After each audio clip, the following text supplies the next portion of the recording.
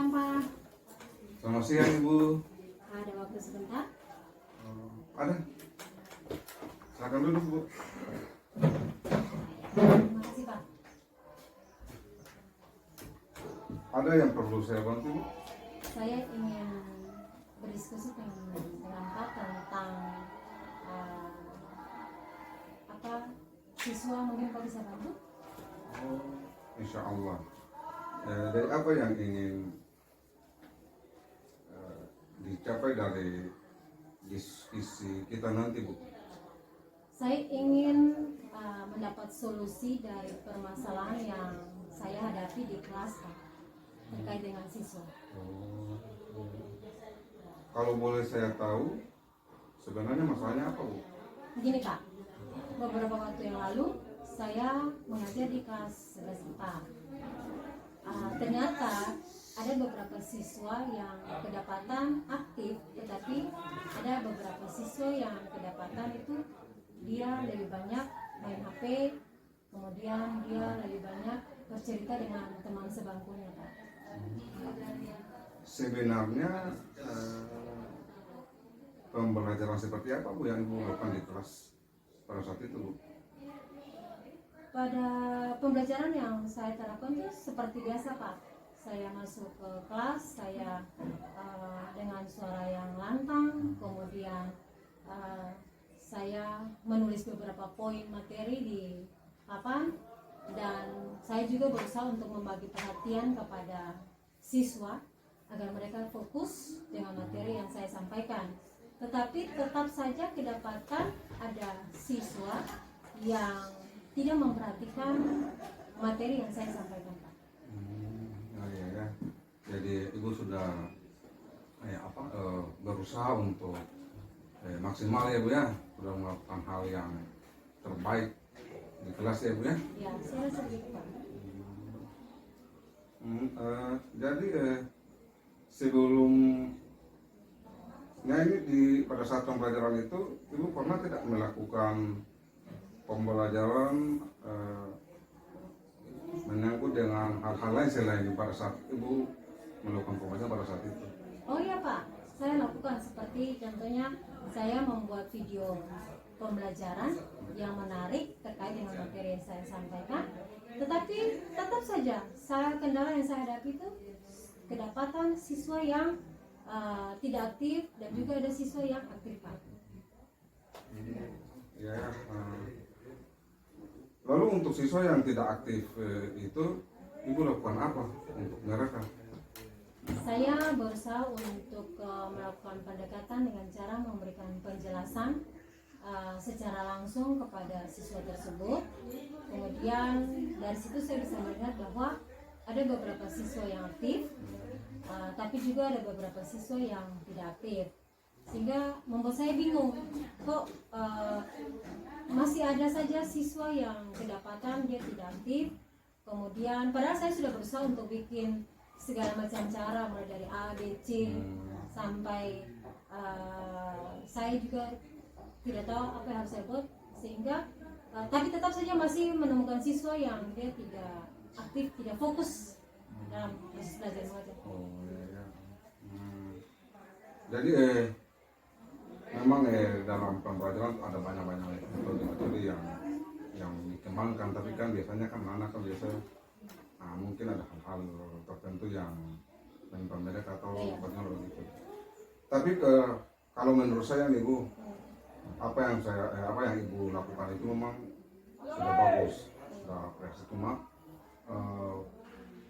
kalau dilihat dari apa yang telah Ibu sampaikan itu, menurut saya ini pembelajaran yang Ibu lakukan itu tidak sesuai, Bu, dengan minat siswa. Jadi siswa itu atau murid itu, ketika ada murid di dalam kelas itu melakukan sesuatu pada saat pembelajaran, itu berarti ada ketidaknyamanan, mungkin dari segi hal-hal yang lain begitu yang menimpa mereka, sehingga mereka tidak fokus ke pembelajaran. Jadi menurut saya, Bu, itu kayaknya Ibu menerapkannya tidak sesuai dengan minat siswa, Bu. Oh, berarti saya harus memberikan pembelajaran sesuai dengan minat siswa. Iya betul itu Ibu. Jadi kita harus melakukan pembelajaran yang sesuai dengan kebutuhan siswa. Jadi dalam hal menyangkut dengan kebutuhan siswa itu ada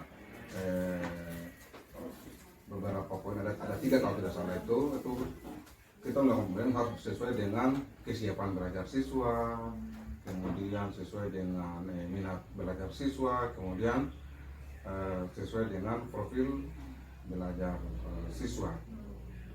Jadi dengan adanya ketiga kebutuhan belajar kalau sudah disalurkan itu diharapkan itu nanti tujuan pembelajaran itu akan tercapai Bu. Berarti saya harus melakukan pemetaan terlebih dahulu tentang minat siswa, kemudian kesiapan belajar siswa, dan juga profil belajar siswa untuk mencapai tujuan pembelajaran tersebut ya Pak? Betul Bu. Lalu kira-kira apa yang akan Ibu lakukan? Mungkin salah satunya saya akan membuat kuesioner Pak, yang membantu saya untuk lebih mengetahui minat siswa terlebih dahulu Pak. Ya, Ibu ya. Kalau Ibu lakukan itu, saya yakin Ibu akan dalam melakukannya itu dapat meningkatkan minat belajar siswa. Lalu komitmen apa sih yang akan Ibu lakukan agar Ibu dapat mencapai solusi atau tujuan ini Bu? Seperti tadi sudah saya katakan Pak, bahwa saya nanti akan berusaha untuk menerapkan metode pembelajaran berdasarkan minat, kemudian kesiapan belajar, dan juga profil belajar siswa Pak. Lalu siapa yang akan membantu Ibu dalam menjalankan komitmen Ibu ini?